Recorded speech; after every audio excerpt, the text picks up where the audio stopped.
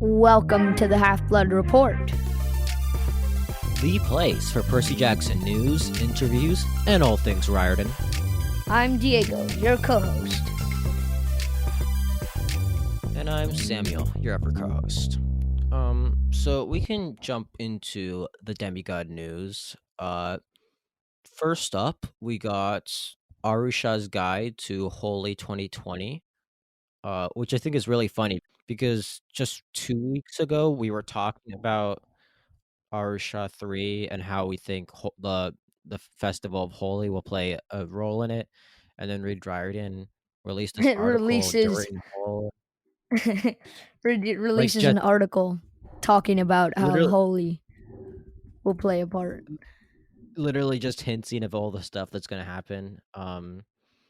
So yeah, there are quite a few sort of hints for I think not major plot points that are going to happen in Arusha 3, but I think it tells you sort of it tells you the throwaway jokes that will be in it. Like it says, "Hey, if Aiden can bust a move, you can too." So like That's Aiden's exactly probably what going I to was stand. thinking about. And then it tells you, Holy can be kind of overwhelming as the night goes on. Just ask Minnie. She was almost crushed in a stampede of partygoers last year. So, like, I think those are kind of going to be Maybe some she'll throwaway reminisce jokes. about those kind of things. Or Yeah, so, like, or I think, or it says this is likely the last Holi we will ever get to experience, if we experience it. So the festival might get cut short for them. yeah, so I think that part is sort of like hinting how the end of the world is happening in Arasha again, and it just happens to be during the Festival of Holy. But I think also it's stuff like Minnie's going to be saying, "Yeah, last time I almost got stampeded. This holiday sucks." And Ara's like, "Don't be a downer, Minnie. Let's dance." And then Minnie's like, "Aiden's dancing." Ara's like, "What?" That's basically the plot of Arasha and the Tree of Wishes. That was that was exactly what I was thinking about. Those voiceovers were perfect, Sam. I think you need to be the narrator for the next audiobook. No, I've read the arc. I know I've read the arc of Arusha. That's definitely what happens in the book for sure. with those exact voices. Yes. No, I just yeah, it's basically like that. Yeah, that was a really cool article. I'd suggest reading it. It wasn't as much a promotional article as just something fun because it's related to a holiday that I think happened or just Yeah, happened. it happened. It just happened when the article was released. Also, side note, we at the Half Blood Report have not gotten any arcs for Rick Riordan books, but if anyone listening to this podcast has any pull at Disney, we'd like some. We would very much appreciate arcs. Um, and from that kind of happy news, moving on into some sadder news, the current state of the world. It's not really going. Global pandemic. Yeah, exactly. It's not really going so great. So, unfortunately, the event that Samuel was planning to attend, and an event where we were going to bring you some fantastic interviews with some authors, is sadly not going to happen on account of coronavirus. So, the event is not postponed; it's just canceled. Yeah, yeah. And the authors for this year will be invited back next year, but until next year there will be no Y'all West. Yeah, Y'all West 2020 just got got canceled. The event at Santa Monica that we talked about just last episode. And yeah, so that's kind of a bummer because I was looking forward to getting those fun clips, maybe actually going there and getting some arcs, but it's important to be, safe and healthy and not attend like very large event like Yale West usually is. In a time Yeah. like this. Here in NYC, the mayor actually banned all gatherings over 500 people. So no more movie theaters. Are movie theaters really over 500 people? I don't know if movie theaters, but he canceled Broadway, so that's bigger than That's movie true. theaters. Is it though? Because I think more people go to movie theaters than Broadway. Broadway's Really? just more expensive. Yeah, I guess. I don't know. I like Broadway. Yeah, so that's yeah, Kind of that's it. I'm sure a lot of stuff is being canceled because of coronavirus. Uh, y'all West is just the kind of thing that most directly affects this podcast, and there are also like a couple other events that Diego and I were thinking about going to that probably will also not be happen. canceled. Yeah, or delayed at the very least. So, hopefully we're gonna try to bring you guys some more phone interviews with people. Yeah, so we're hopefully gonna try to get you guys more of those. Maybe some of the in-person interviews we've been planning will become phone interviews.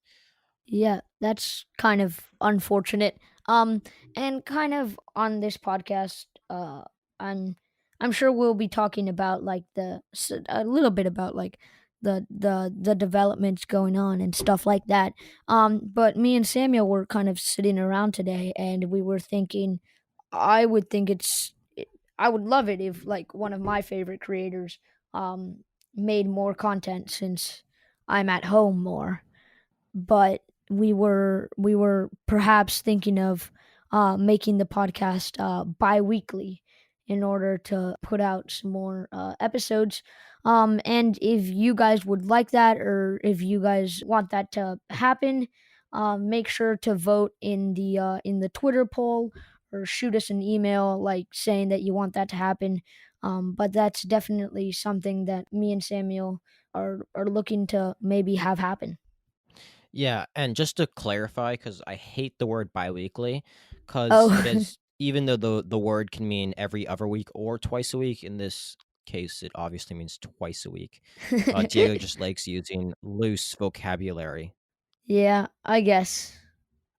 Um, yeah, It's a terrible word. I'm sorry, Samuel. Forgive me. Um, Anyways, moving on.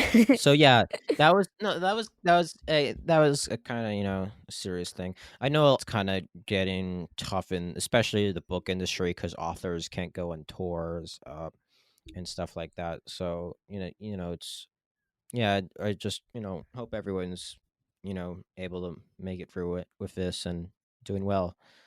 But yeah, next section is a little more lighthearted, I would say. It's another article from Rick Riordan. It's Diego. You want to talk about it? Yeah, so this is kind of a highlight on Terminus and Julia. For those of you who may not have read the further books, Terminus is one of the characters, and so is Julia. And if you haven't read those books, please do. They're really good books.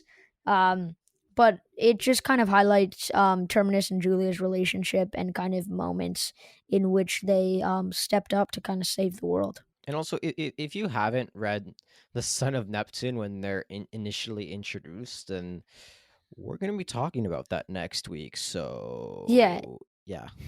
follow along with Riordan 2020, and read The Son of Neptune. And we'll discuss that next episode, share like our favorite scenes and moments. So that'll be cool. Yes. And so yeah, that this was a highlight on Julia and Terminus. The Yeah, and just to remind people, if you don't remember who Julia and Terminus are, they're the two characters from the Heroes of Olympus and later the Trials of Apollo at Camp Jupiter, and Terminus is sort of the statue of all arms or legs who makes people sort of go through an airport security um to get into New Rome, and then Julia is a kid who holds people's weapons, as he can't hold their weapons when they come into New Rome, as no weapons are allowed in New Rome, and he also occasionally like makes Julia like move rocks 2 inches or whatever. Um, Because he doesn't have any legs or arms. That's kind of sad, being an immortal deity, but you can't like do things. You rely on a well, 6 year old's grasp of motor skills in order to get stuff done.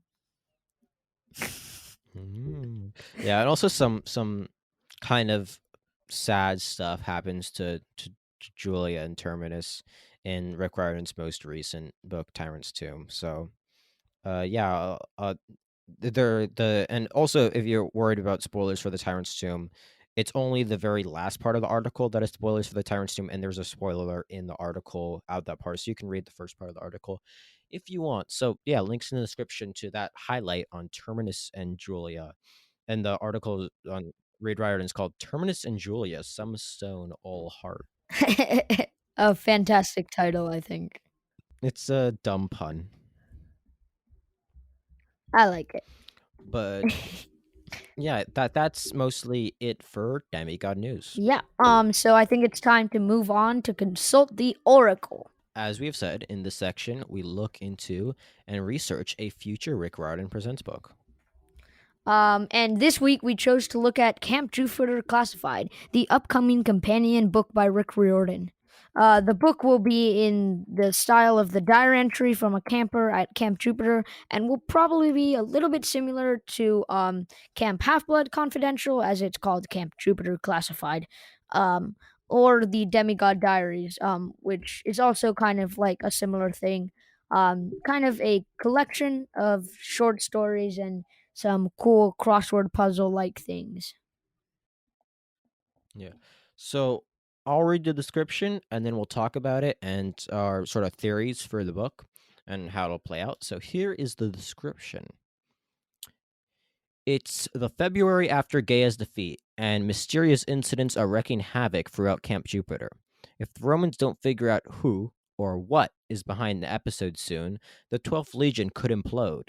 Suspicion falls on Claudia, the fourth coast's newest probadio. After all, the mischief started shortly after she stumbled into camp. Plus, she's a daughter of Mercury, the god of thieves and tricksters. To find out whether she's guilty or innocent, readers can delve into the pages of Claudia's personal journal. Through her eyewitness accounts, they will visit the crime scenes, a row of seats in the Colosseum, an underground aqueduct tunnel, the strange staircase at the back of the Principia, and see the bizarre events unfold. They'll be right alongside Claudia when she discovers a secret so ancient that not even the Lairs know about it. A secret that holds the key to Camp Jupiter's safety. Dun dun dun. Yeah, so I'm actually really excited for this book because I will say I think Camp Jupiter Classified is the closest thing that we know about Rick Riordan's books after Tower of Nero. Like I think the books we get after Tower of Nero from Rick Riordan, if any at all, will be closest To to Camp this. Jupiter Yeah. Classified than any other book he's written. So yeah, and this book I think is coming out May. Let me just find the official May 5th. Okay, I had it in my head and I didn't need to look it up. So, which is actually the same date as Sal and Gabby Fix the Universe. So you could just pre-order both of them at the same time. Yeah, so I'm excited for this book because I also think it'll be sort of a fun short read that will keep us entertained, until the Tower of Nero comes up. And I think it also will provide more background to the Tyrant's Tomb because it sort of is like a companion book to that. And sort of will set the stage for the Camp Jupiter that we see in the Tyrant's Tomb. So it's sort of like a prequel to that specific book. Yeah. Um, Also, it from the description, it seems more reminiscent of like Rick Riordan's earlier writing when he wrote the Tres Navarres, which was a series about detectives. The description definitely sounds like something out of a mystery novel. So it might be something more like that. Definitely, we'll definitely see some mythology, maybe some gods that we knew nothing of, but it might be a slightly different style of writing. Diego, Yes. you, who accuses me of being a bad Latino, did you just say the word Trez? Oh, is it supposed to be pronounced? I don't know how he wanted it pronounced. So I just said it in It's American. it's the Spanish. word for Yeah, three. yeah, yeah, but You I fool. don't know. I don't know if he wants it to be like that. Is that what he was going No, for? you're just trying to dig yourself out. You're just trying to dig yourself out of this hole now. Okay, I'll give it to you. What do you think? Wow. What do you think about the mystery aspect, Samuel? Um. Yeah, I think you're actually right about that. I think that it is sort of a more sort of detective story, especially because it also follows that trope of like someone trying to clear their own name. Which you see like a bunch. If you've read any mystery novels, definitely see a lot of things such as people get like accused of something that they didn't do, and then they have to fix it. Yeah, and it also is reminiscent of that sort of noir movie sort of stereotype, which is also similar to the thing.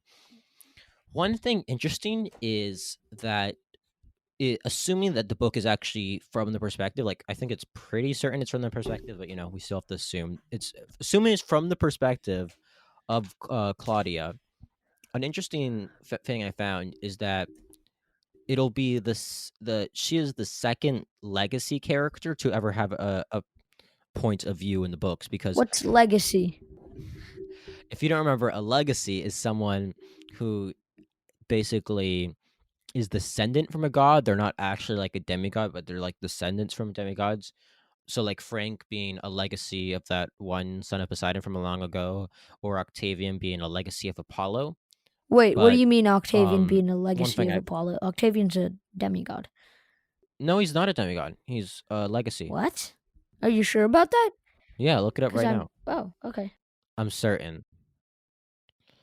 Um no, so the book, but also since Frank, who was the only previous legacy to have a description, a point of view, he was not just a legacy, but he's also a demigod. So Claudia will be the first character to ever get a full on sort of legacy um thing. And then I'm just another thing about the book is that it a sneak peek of the book was present in the Barnes and Noble edition of the Tyrant's Tomb. So yeah. Oh yeah, it does say list of legacies. Yeah, Octavian. Yeah, you're right. He is a legacy. I did not know that was a thing. Nice. Yeah. No, that the idea of a legacy is introduced in the Son of Neptune, and that's the kind of the first book where we get to see Camp Jupiter.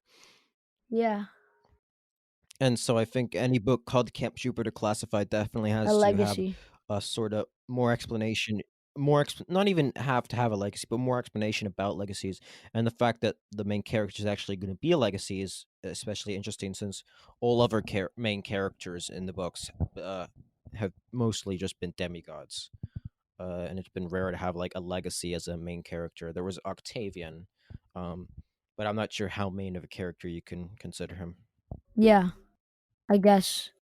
Well, I this is something that I did not even know about. Sick. See, even as an expert in in all things Riordan, you can still learn things every so often. I think we can revoke Diego's expert privileges by now. What? No. You've asked too many dumb questions in the last few episodes. No, that's mean. You asked if Rick Riordan had written anything before Percy Jackson. I didn't remember. All right, that's fair. My my expertise has been revoked for an episode until further notice. But I think we've talked about Camp Jupiter Classified enough. There's a link in the description about it and everything, Yeah, so that's and cool. definitely looking forward to this. It'll be a good kind of snack before we get the full book of the obviously the last series book that Rick Riordan's gonna write. All right, I'm excited for this next section. Ooh, it's time for our newest section, Sphinx in the Labyrinth, in which we take a Percy Jackson related quiz with each other. Yeah, so this is our second ever episode using this section, and today we'll be taking the "What's Your Magical Object" quiz from ReadRiordan.com. Sick. All right, so let me just read the description on Read Riordan about the quiz, and also you can actually take the quiz along with us. There's a link in the description, so you can just click on it and take the same quiz with us. And see what you get. Oh yeah, see what you get. That's important. Listen up, cupcakes. Coach Gleason Hedge is here. If there's one thing you can always count on, it's terrifying monsters lurking right outside of Camp Half-Blood. That's why every demigod needs a personalized magic weapon. You do not want to be caught alone with a glass of milk in your hand. Unless that glass of milk transforms into something that can kill monsters. Understood? Fill out the form below, and based on your answers, I'll know what to requisition from the gods. Okay. The first question: How would you describe your height? tall, medium, short, or don't like physical labels? I think this one's pretty obvious for me. I'm a short person, so I'll go ahead and select that one. Yeah, don't like physical labels. Sam. All right. How would you describe your typical level of physical activity? Speedy, get by, somewhat slow, don't move if I can help it. Sam, what'd you pick? I'm going to go with get by. I'm gonna go with speedy. I am fast. All right, next one. How would you describe your strength? Strong upper body, strong core, strong leg muscles, pathetic weakling. Sam. Oh. Pathetic weakling. Um. Uh. No, no, no, no, no, no, no, Diego? no, no, no, no, Diego? no. I have been doing some running lately, and I've been doing some exercising, and I think I can consider myself. Diego, exercising for 1 week does not make you No, strong. no, no, no. I've been exercising for the past 3 weeks. That's like 3 times as much as 1 week. Diego, I've seen you in the past 3 weeks. You still look like a pathetic All weakling. right, fine. Sam wins. All right. How would you describe your mental prowess? Brave, cunning, tricky. Why am I here again? I'll go. I'll go with cunning. Tricky. How would you describe your endurance? Long distance runner, long distance thrower, long distance swimmer, and long distance yodeler. Well, I will tell you, I'm actually pretty bad at singing, so I'm going to go with long distance swimmer. I'm gonna go with long distance runner because I'm pretty good at running. How would you describe your battle technique? Prefer close combat? Prefer shooting from a distance? Prefer coming up with a battle strategy? Prefer playing Ooh. video games? Ooh. Um, I think I prefer coming up with battle strategy. I'm maybe video games or shooting from a distance. I'll go with shooting from a distance. How would you describe your interaction with peers?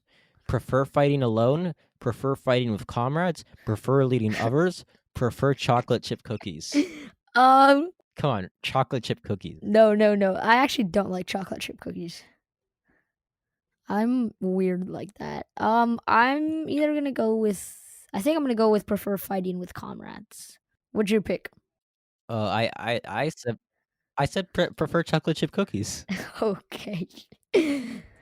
uh, which Which of the following monsters would you prefer to face? would take on a giant, would take on a minotaur, would take on a sea serpent, and would take a pass.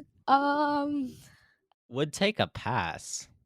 I don't want to die. Maybe either would take a pass or would take on a minotaur because that seems like the easiest out of the three. I'm gonna go with a minotaur. Which of the following describes your feeling about being at Camp Half-Blood? Proud to be a demigod. Getting used to the idea of being a demigod. A little afraid of being a demigod. Think this is all some big mistake. um, Well, I am not at Camp Half-Blood, so I think this is also a big mistake. Yeah, me neither. Oh no, I guess we have to pretend that we're at Camp Half Oh, Blood. oops, I already clicked. I'm gonna say a little afraid of being a demigod. Either a little afraid or getting used to it, because I'll definitely like won't get there and be like proud. It's probably gonna take me a while to get used to the fact that people can do like crazy things. So I'm gonna go getting used to. All right. Who is your favorite person at Camp Half-Blood? Mr. D, Chiron, Coach Hedge, of course, Talia's Pine Tree. Tallest pine tree. That's an easy. That's a gimme. You bet. All right, All let's right, see. Diego, drum roll. What did you get? I got Hermes' sneakers. It's pretty good. All right. Is there a description for that? Hermes sneakers. Hermes sneakers add running speed, jumping height, and they can also sprout wings, enabling flight and enhanced swimming ability. What? But I was the one who didn't pick swimming. Well, I got something even better than that. What? You gotta give me a drum roll. Swooning couch. Swoon. What does it say? It says you might as well sit this one out. Jesus. It's just a couch for me to sit out battles with. That's great. I think that's my favorite one. That that one It's pretty sounds pretty powerful. sick. Um that was a funny quiz. I like it. Alrighty. And with that, Samuel? Yeah. Samuel? Yes, that's it for. I'm not embarrassed. You're embarrassed. All right. That's it for this episode of the Half-Blood Report. You can tweet it as compliments, questions, corrections, or suggestions at Half Report. You can also find us on Instagram at The Half Blue Report or email us at our website, thehalfbluereport.com. That said, it's time for credits. Our theme music is actually by me. I do most of our editing, and our recording equipment is on loan from William Bachman. My co-host here is Samuel, and I'm Diego.